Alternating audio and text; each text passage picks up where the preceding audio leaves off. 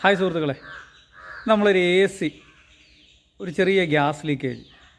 അപ്പോൾ അത് നോക്കാനായിട്ട് വന്നപ്പോഴാണ് പറഞ്ഞത് ഈ AC ഓണാക്കുന്ന സമയത്ത് അവരുടെ ഫ്രിഡ്ജിനൊക്കെ ഷോക്ക് വരുന്നുണ്ട്, അതായത് എർത്തിങ് വരുന്നുണ്ട്.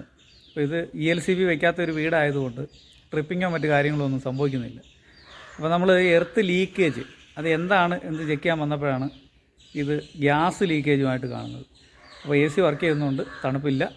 അപ്പോൾ AC എന്നാൽ ഓണാക്കുന്ന സമയത്ത് നമ്മുടെ ഫ്രിഡ്ജിലങ്ങ് പോയി തൊടാനൊക്കത്തില്ല, ആണ് എർത്തിങ് പിടിക്കാനൊന്നും നോക്കത്തില്ല. അപ്പോൾ നമ്മൾ അത് ചെക്ക് ചെയ്യാനായിട്ടൊന്ന് വന്നേക്കുന്നത്. അപ്പോൾ നമുക്ക് ഇന്നത്തെ ആ ഒരു AC ഒക്കെ ഒന്ന് ഓപ്പൺ ചെയ്തിട്ട് നമുക്ക് നോക്കാം എന്താണ് പ്രശ്നം. അപ്പോൾ എന്തുകൊണ്ടാണ് ഇങ്ങനെ ഈ ഒരു എർത്ത് ലീക്കേജ് വന്നത്, അപ്പോൾ എവിടെയാണ് ഗ്യാസ് ലീക്കേജ്, ഇതൊക്കെയാണ് ഇന്നത്തെ ഈ ഷോർട്ട് വീഡിയോയിലോട്ട് ഉദ്ദേശിക്കുന്നത്. അപ്പോൾ എൻ്റെ വീഡിയോ നിങ്ങൾ ആദ്യമായിട്ടാണ് കാണുന്നതെങ്കിൽ സബ്സ്ക്രൈബ് ചെയ്യാൻ മറക്കരുത്, ലൈക്ക് ചെയ്യുക, ഷെയർ ചെയ്യുക. അപ്പോൾ നമുക്ക് വീഡിയോയിലേക്ക് പോകാം.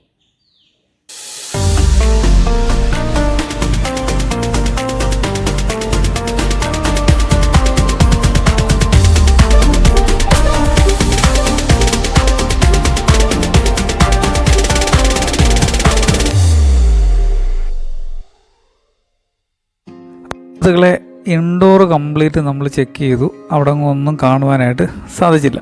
അപ്പോൾ അങ്ങനെ നമ്മൾ ഔട്ട്ഡോർ യൂണിറ്റിൻ്റെ കവറുകളൊക്കെ തുറന്ന് നമ്മൾ നോക്കുന്ന സമയത്താണ് നമ്മുടെ സെക്ഷൻ പൈപ്പിൽ ഒരു മുറിവ്, അതായത് പൈപ്പിനകത്ത് ഒരു ചെറിയ കട്ടായിരിക്കുന്ന പോലെ. അപ്പോൾ അതെങ്ങനെ കട്ടായി എന്നുള്ളതൊക്കെ നമ്മൾ ചെക്ക് ചെയ്യുന്ന സമയത്ത് നമുക്ക് കണ്ട കാഴ്ചയെന്ന് പറഞ്ഞാൽ ഈ ഒരു നൈലോൺ ഫ്ലെക്സിബിൾ, അതായത് നമ്മുടെ സ്ലീവ് കേബിളിനകത്ത് സ്ലീവുകൾ ഉപയോഗിച്ചിരിക്കുന്നതാണ്. ഓൾറെഡി കമ്പനി അങ്ങനെയാണ് അതിനകത്ത് ഇട്ടിരിക്കുന്നത്. ആ സ്ലീവ് വർഷങ്ങളുകൊണ്ട് ഈ AC പ്രവർത്തിക്കുന്ന സമയത്ത്, കംപ്രസർ റൺ ചെയ്യുന്ന സമയത്തുള്ള വൈബ്രേഷനിൽ ആ പൈപ്പിൽ മുട്ടിയിരുന്ന ആ ഒരു പൈപ്പ്, അതായത് ആ ഒരു കേബിളും പൈപ്പുമായിട്ട് ഉരസി അതിൻ്റെ ആ നൈലോൺ ഫ്ലെക്സിബിൾ മുറിഞ്ഞിട്ട് അതിൻ്റെ ആ കേബിളിൻ്റെ ആ ഒരു ഇൻസുലേഷൻ മുറിഞ്ഞ് ആ ഒരു കോപ്പർ പൈപ്പിൽ മുട്ടിയിട്ട് ഉണ്ടായ ഒരു സ്പാർക്കിങ്ങിലുണ്ടായ ആ ഒരു ഹോളാണ് നിങ്ങൾ ഈ കാണുന്നത്. അപ്പോൾ നമ്മുടെ ആ കോപ്പർ പൈപ്പ് അത്യാവശ്യം നല്ല ക്വാളിറ്റിയും, അതായത് നല്ല കട്ടിയുള്ള ഒരു പൈപ്പാണത്. സാധാരണ ഇങ്ങനെയുള്ള ലീക്കുകളൊക്കെ എന്ന് പറഞ്ഞാൽ ബെൻഡ് ചെയ്യുന്നതിനകത്ത് ക്രാക്കുകൾ വരാനാണ് സാധ്യത കൂടുതലും നമ്മൾ കണ്ടിട്ടുള്ളത്. അപ്പോൾ ഇതെന്ന് പറഞ്ഞാൽ ആ കേബിള് ഈ ഒരു പൈപ്പിനകത്ത് ഉരഞ്ഞിട്ട് കാലക്രമേണ ഇത് ഉരഞ്ഞുരഞ്ഞ് ഉണ്ടായ ഒരു മുറിവാണ് അതിനകത്ത്. അത് മുറിഞ്ഞതിന് ശേഷം ആ പൈപ്പിന് അവിടെ ഇരുന്നിട്ട് ഈ ഒരു 2 വയർ അതിനകത്ത് ഇരുന്നിട്ട് ഷോർട്ടായിട്ട് അതിങ്ങനെ സ്പാർക്ക് ചെയ്ത് ആ ഒരു കോപ്പർ പൈപ്പിന് അവിടെ ആ ഹോള് വീണിട്ട് നമ്മുടെ ഈ ACയുടെ ഗ്യാസും പുറത്തു പോയി.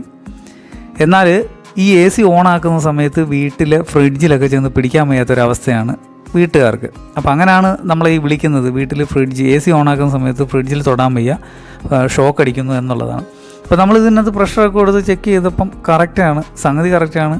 കാരണം അവിടെ ഹോളായിട്ടുണ്ട്. അതെങ്ങനെ ഹോളായെന്ന് ചോദിച്ചാൽ അതിനകത്തിരുന്ന് ആ വയർ പൈപ്പിനകത്ത് മുട്ടിയിട്ട് അവിടെ ഇരുന്ന് ഉരസി ഇപ്പോൾ നിങ്ങൾ ഈ കാണുന്ന പോലെ ബബിൾസ് വരുന്നതുണ്ടോ, അത് നമ്മൾ ക്ലീൻ ചെയ്തിട്ടില്ല, അതിന് മുമ്പുള്ള ഒരു ഹോളാണ് ഇപ്പോൾ ഈ കാണിക്കുന്നത്. ഇനി നമ്മളത് ബ്രേസ് ചെയ്യുന്ന സമയത്ത് നമ്മൾ കംപ്ലീറ്റ് ക്ലീൻ ചെയ്ത് നല്ലവണ്ണം നിറച്ച് അതിൻ്റെ അഴുക്കുകളൊക്കെ കളഞ്ഞിട്ട് അതിനെ നമ്മൾ ചൂടാക്കി ബ്രേസ് ചെയ്ത് ആ ഒരു ഹോള് ക്ലോസ് ചെയ്തിട്ട് വേണം നമുക്ക് പ്രഷർ ടെസ്റ്റ് ചെയ്ത് നമ്മൾ വാക്വം ചെയ്തിട്ടാണ് ഗ്യാസ് ഫില്ല് ചെയ്യുന്നത്.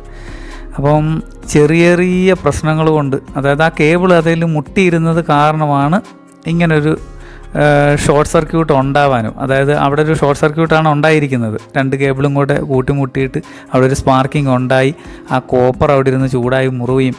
അത് പ്രകാരം ഇതേ മുറിഞ്ഞിരുന്ന പ്രകാരം ഫ്രിഡ്ജിനും വീട്ടിൽ ELCB ഇല്ലാതിരിക്കുന്ന ഒരു വീടായതുകൊണ്ടാണ് ഇത് ട്രിപ്പ് ആവാഞ്ഞത്.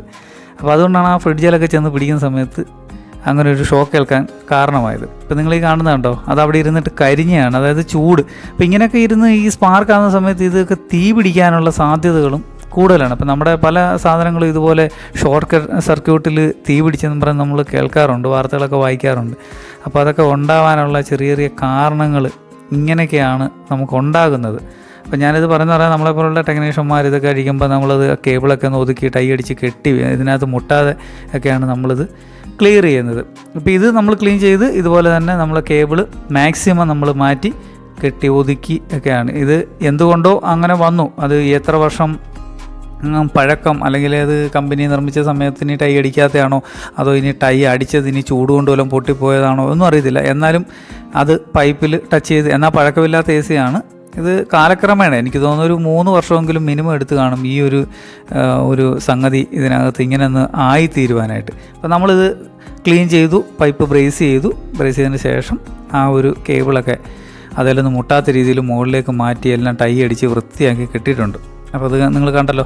ഇതുപോലെയൊക്കെ ആണോ നിങ്ങളൊക്കെ പണിയുമ്പോഴും ഇതുപോലെയൊക്കെ ആയിരിക്കണം. കാരണം ഇല്ലെങ്കിൽ ഷോർട്ട് സർക്യൂട്ട്. ഇപ്പോൾ അടുത്ത ഒരു കേബിളുണ്ട്, അതും സെക്ഷൻ പൈപ്പിലായതുകൊണ്ട് അവിടെ നമ്മളൊരു ടൈ അടിച്ചിട്ട് കെട്ടി വയ്ക്കുന്നുണ്ട്. കാരണം ചെറിയ ചെറിയ വൈബ്രേഷൻസ് അത് റബ്ബർ സ്ലീവാണ് അത് ഉപയോഗിച്ചിരിക്കുന്നത്, എന്നാൽ പോലും അതിനൊരു കേബിൾ ടൈ അടിച്ചിട്ട് നമ്മളത് ഒതുക്കി കെട്ടി വയ്ക്കുന്നുണ്ട് അതോടൊപ്പം തന്നെ. കാരണം വൈബ്രേഷനിൽ ഉരഞ്ഞ് മുറിയാതിരിക്കാൻ വേണ്ടി. അപ്പോൾ ഇങ്ങനെയൊക്കെയാണ് നമ്മുടെയൊക്കെ വീടുകളിൽ ചിലപ്പം ഷോർട്ട് സർക്യൂട്ടുകളൊക്കെ പെട്ടെന്നുണ്ടാകുന്നത്. എൻ്റെ ചാനലിലെ വീഡിയോ നിങ്ങൾ ആദ്യമായിട്ടാണ് കാണുന്നതെങ്കിൽ സബ്സ്ക്രൈബ് ചെയ്യാൻ മറക്കരുത്. ലൈക്ക് ചെയ്യുക, ഷെയർ ചെയ്യുക, ബെൽ ബട്ടൺ എനേബിൾ ചെയ്ത് വയ്ക്കുക. എന്നാൽ മാത്രമേ ഞാൻ അപ്ലോഡ് ചെയ്യുന്ന വീഡിയോയുടെ നോട്ടിഫിക്കേഷൻ നിങ്ങൾക്ക് ലഭിക്കുകയുള്ളൂ. വീഡിയോ കണ്ടതിന് നന്ദി.